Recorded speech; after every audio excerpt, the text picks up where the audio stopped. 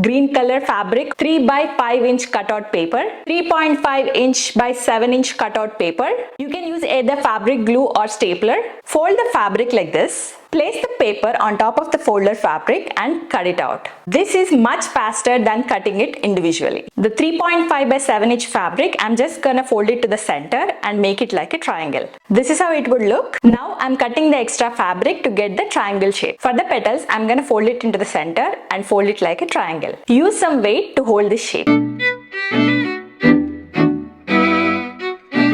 Now I'm gonna arrange the center piece with the 4 petals. Open the petal like this and slide the center piece. Pin these pieces together. Repeat the process for the other 2 pieces.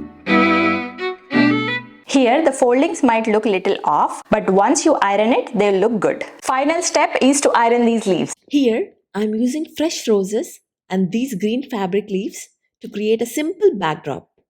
First, I wrapped these flowers with painter's tape and used 3 layers of painter's tape to attach them to the wall.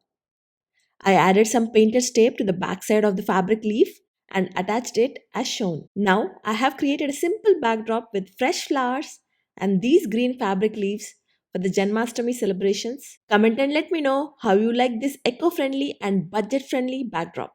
वो किसना है